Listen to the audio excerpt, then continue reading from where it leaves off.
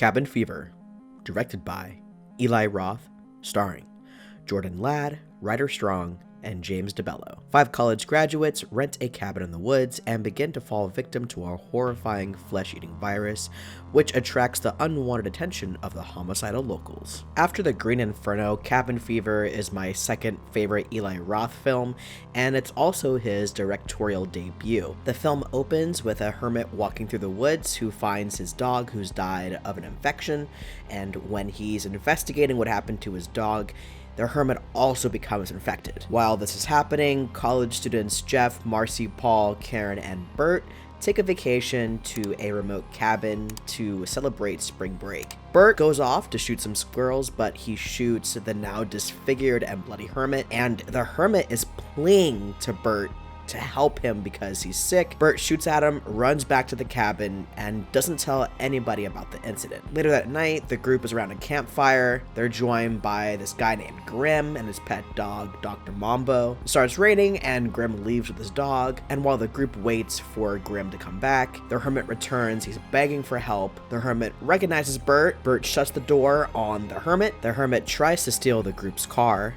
and he's vomiting blood all over the car. And when the hermit approaches Marcy and Karen, Paul accidentally sets him on fire, and from there, each one of the friends, one by one, become infected with this virus. Considering the film only had a $1.5 million budget, the practical effects on display are fantastic in this film, and they hold up pretty well, especially since this film was released in 2002. This film was also heavily inspired by Roth's own experience with a skin infection that he transmitted while he was traveling abroad.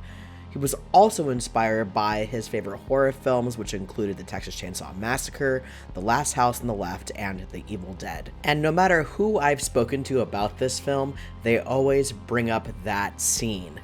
And we all know what scene that is, don't we? There's also another classic scene, which is the pancake scene, which comes out of nowhere, but it totally fits in with how off the wall and crazy this film is. Plus, seeing Eli Roth as the happy bald guy in the story about the bowling alley massacre is a total gem in this film, and it always cracks me up. I also really like the cast and characters as well as the storyline. At first, this group of friends are pretty tight-knit. As the story progresses and people start getting sick, you start to see how this group of friends start to unravel and turn against one another super quickly, and they're also not thinking rationally. They make a lot of really dumb decisions. I also feel like the film is a lot more well-paced than a lot of other Eli Roth films, and I also really appreciate the dark humor that he has in this film like he has in all of the other films. I honestly can't find one thing that I don't like about Cabin Fever. I love this film. This is one that I watch every couple of years, and this is an add to the collection for me. Definitely check this one out if you haven't seen it, and if you haven't watched it in a while, it's definitely worth checking out again. If you enjoyed this video, be sure to leave a like, and if you want to see more content like this, be sure to hit that subscribe button. Thank you so much for coming by, and I'll see you guys next time.